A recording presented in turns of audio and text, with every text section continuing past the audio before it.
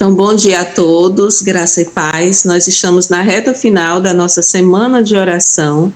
Está sendo uma bênção para a honra e glória do Senhor. Quantas coisas boas nós já aprendemos. E hoje nós temos um tema super importante, que é vasos vazios. O tema geral dessa semana de oração é o Espírito de Verdade. Mas hoje nós vamos ouvir com a nossa querida irmã Alexandra Carme esse tema, vasos vazios. Vamos ouvir com bastante atenção.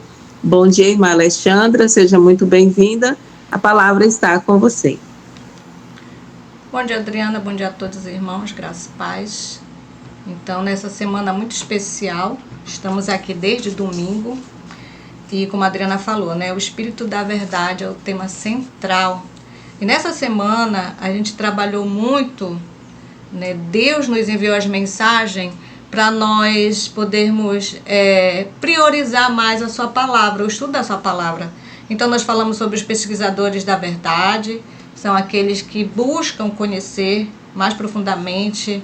E quando você sente a necessidade, né, às vezes vem um assunto na tua mente e você sente essa necessidade de querer saber mais, aí você se torna um pesquisador da verdade, né? Mas com o Espírito Santo, com o Espírito Santo. O segundo tema foi sobre o guia do Espírito Santo. Para você ser um pesquisador de verdade, você tem que buscar o Espírito Santo na tua vida. E aí a terceira mensagem foi o tesouro no campo, que é quando você acha a palavra de Deus um tesouro, ela fica prioridade na tua vida. E aí você busca mais conhecer o desconhecido, que foi o quarto tema, né? E com humildade você busca o auxílio de Deus. Irmãos, muita gente confunde humildade com pobreza.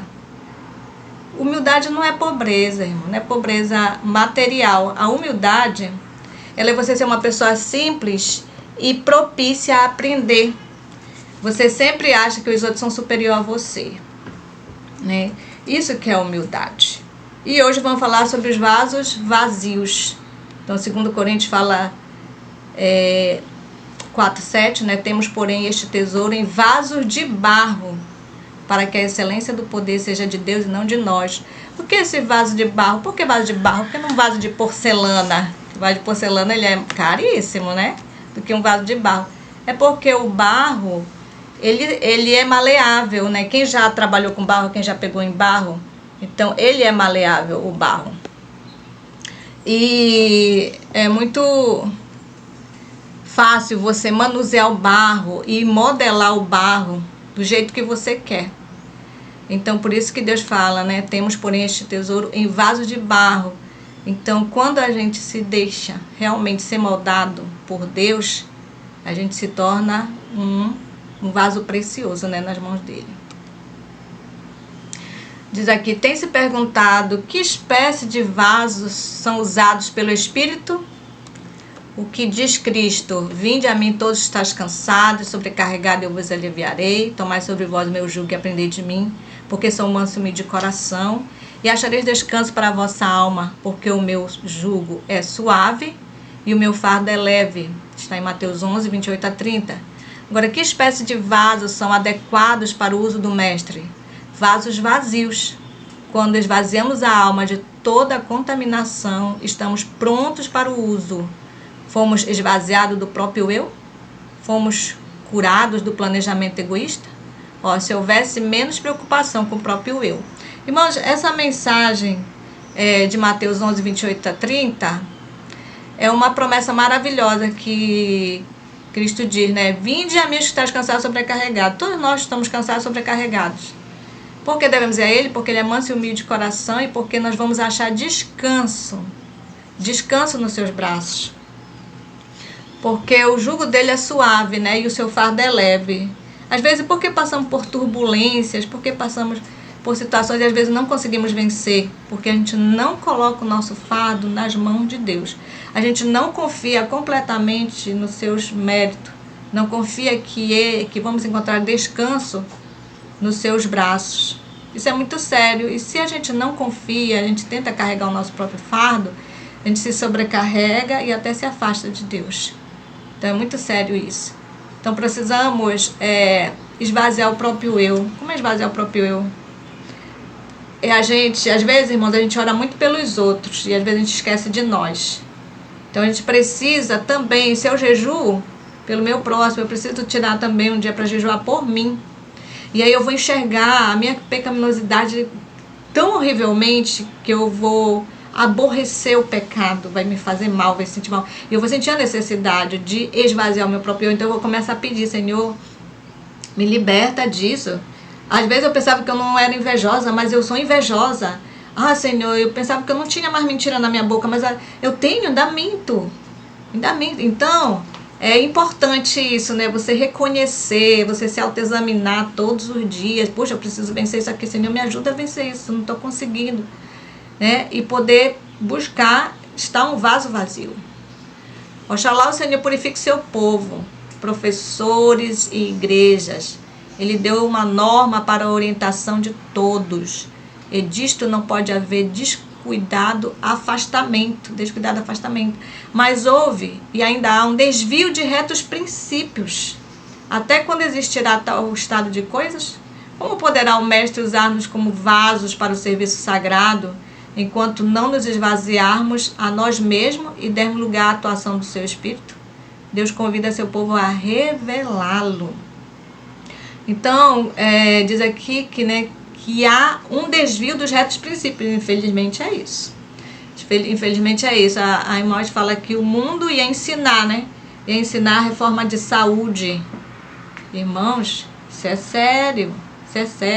Eu assisti o depoimento de um médico famoso que trata muitos famosos, ele dando a receita da reforma de saúde, que ele faz na vida dele também.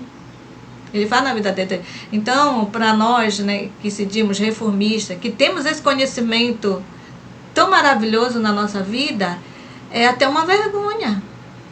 Então, eu preciso tomar uma posição firme aos retos princípios, né, os princípios da boa alimentação saudável, os princípios do vestuário, os princípios da santificação, né, a guarda do sábado, e outros princípios que a gente conhece quando a gente aceita essa fé. Então nós precisamos revelar Deus em nossa vida. Quando você segue os princípios, né, nem precisa você falar, a tua conduta, né, já é uma pregação. O mundo há de manifestar princípios de integridade, olha, que a igreja não mantém? Olha essa pergunta, né? Será que o mundo vai ter que manifestar esses princípios que a gente conhece e não mantemos? Não somos honestos? Não tratamos as coisas direitinho? Então é sério. A ambição egoísta primeiro será manifestada pelos seguidores de Cristo. Ambição egoísta. Às vezes focamos... eu só vou me envolver nesse assunto se eu tiver algum lucro. Não estou falando num assunto só financeiro não, que gera dinheiro, mas um assunto assim, relacionado a algum trabalho que nós vamos fazer para o mestre. Ah não, o que eu vou lucrar com isso? Uma vez, irmãos, eu sempre gostei do trabalho social. E eu arrecadava muitas doações. E eu visitava, e a família que eu via em estado carente, eu já tinha, né, como auxiliar. E aí uma pessoa falou assim pra mim: por que tu faz isso? Por que tu faz isso? Tu sai da tua casa, tu faz esses pedidos, e depois tu leva pra essas pessoas não estão nem aí pra ti. Gente, eu senti ali falando com o próprio inimigo, pra tirar minhas forças, entendeu? Aí ele disse: tu não ganha nada com isso. O que tu ganha com isso? Só perda de tempo, né? As pessoas não estão nem aí. E eu disse para essa pessoa: mas o nosso galardão não está aqui, o nosso galardão está no céu. Então é isso que eu foco, né? E se as pessoas estão precisando de ajuda, a gente pode ajudar, vamos ajudar. E aí essa pessoa calou, né? Então diz aqui: os princípios acalentados por eles não hão de ser colocados sobre o verdadeiro fundamento que é Cristo Jesus. Então por que às vezes desviamos dos princípios? Porque Cristo não está na nossa vida. Se Cristo não está na nossa vida, é uma coisa muito séria para a gente poder focar, né? Analisar. Que material colocaremos sobre este fundamento para que não haja mais antagonismo, né? Mais união na igreja? Então, irmãos, precisamos, porque a palavra antagonismo é rivalidade, é tendência contrária. E em vez de termos união e harmonia na igreja, nós estamos tendo essa rivalidade, né? Então precisamos orar muito por isso, porque é isso que está empatando o Espírito Santo de estar na igreja em plenitude. Estar na igreja em plenitude. Então a gente precisa muito. Mas nós somos a igreja. Como é que eu estou com meus irmãos? Meu irmão orou de cara feia, já não vou mais para a igreja, também não vou falar com ele. É assim que eu devo fazer? Não. A igreja sou eu. Tem pessoas que dizem assim, a igreja está fria. A igreja não faz nada. Então faça. A igreja está fria. Esquente. Não, então não vou fazer. A igreja não faz nada, também não vou fazer. É assim? Não. Não, a igreja somos nós. Diz aqui, traremos madeira, feno e palha? Ou será que em vez disso traremos o material mais precioso, ouro, prata e pedras preciosas? Não faremos nítida distinção entre a palha e o trigo? Não compreenderemos que precisamos receber o Espírito Santo em nosso coração para que modele e afeiçoe a vida?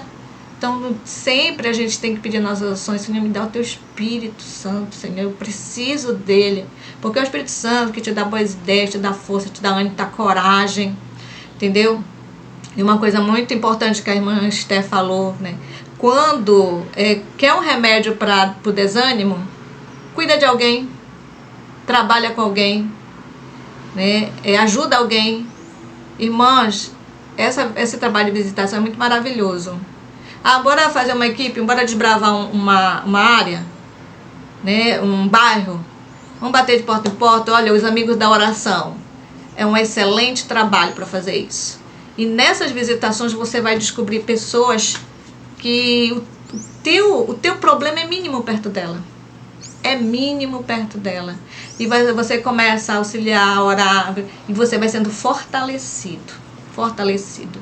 Tem muitos irmãos que têm 30, 40 anos firmes na fé. Nunca desviado do princípio. Sabe por quê? Porque eles sempre têm alunos para estudar. Eles são missionários. Sempre tem uma alma para ajudar, uma alma para estudar. Então esse também é o segredo. Porque está escrito no Eventos Finais que fala que se eu só oro, um dia eu vou parar de orar. Então eu tenho que orar e trabalhar. Ou estar envolvido no trabalho da igreja, ou num trabalho pessoal com alguma alma, né? Isso é muito importante, irmãos. Estamos vivendo em tempos perigosos. No temor de Deus, declaro que a verdadeira exposição das Escrituras é necessária para o correto desenvolvimento moral de nosso caráter. Quando a mente e o coração são trabalhados pelo Espírito, quando o próprio eu está morto, a verdade é suscetível de constante expansão e novo desdobramento.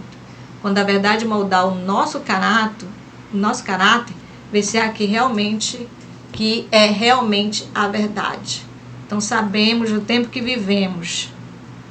Estamos no limiar das mansões celestiais. Sabemos que coisas piores virão. Se eu estou achando difícil, vai ficar mais difícil. Então eu devo viver no temor do Senhor. A minha fé está sendo exercitada nesse momento. A gente vê, irmãos, a palavra de Deus é bem clara. Será que vai existir fé na terra? E o povo de Deus, ele tem pouca fé. Ele tem muita pouca fé. A gente vê nas atitudes, né? A gente vê nas atitudes que a fé é pouca. Então, nós precisamos crer no Senhor. A gente leva um projeto, não vamos fazer projeto, não tem dinheiro. Mas é a obra de Deus. E se for da vontade de Deus, Ele abre portas. Ele abre portas. Irmãos, há 3 anos atrás, acho que já tem uns 6 anos atrás, ou 7 anos, que eu assumi uma igreja, e essa igreja, ela estava caindo. E eu disse, Senhor, e os irmãos estavam chateados e não queriam se envolver na construção da igreja. E eu fiquei, só eu e meu marido, nessa responsabilidade, né? E ele disse, vamos orar.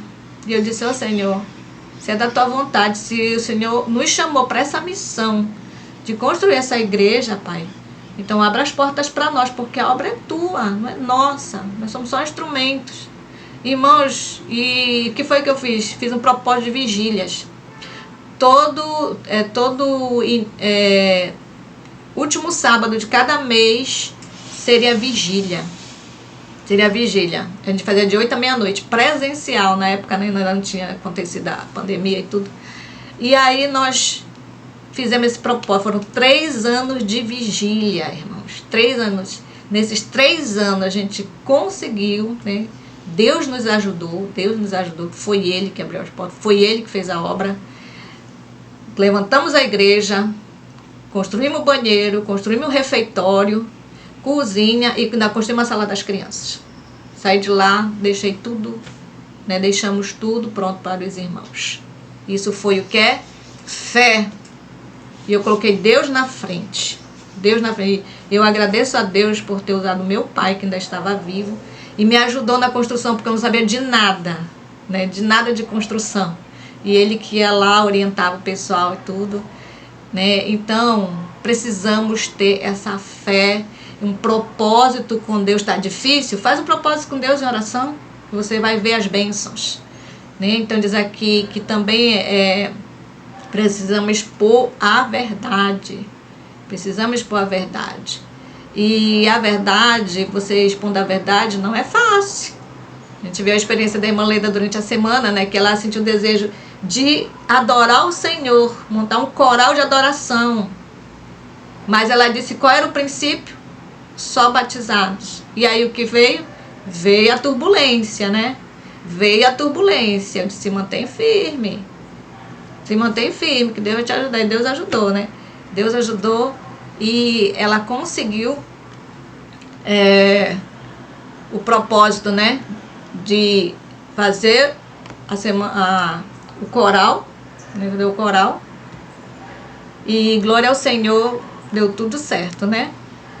Inclusive, depois eu mostro para vocês o coral, né? Quando foi a apresentação dele. Então, queridos irmãos, nós precisamos ser vasos vazios. E para sermos vasos vazios, devemos seguir essa receita, que é buscar o Senhor, né? Ser pesquisador de verdade, pedir a guia do Espírito Santo na nossa vida, valorizar as coisas celestiais, né? Devemos valorizar as coisas celestiais, buscar conhecer mais o que a gente não conhece com o Espírito Santo na nossa vida, não é isso? Sermos humildes pesquisadores, e aí seremos vasos vazios para a honra e glória de Deus. Amém? Amém. Deus seja louvado. Amém. Glória a Deus. Amém. Que Deus continue abençoando a vida da irmã Alexandra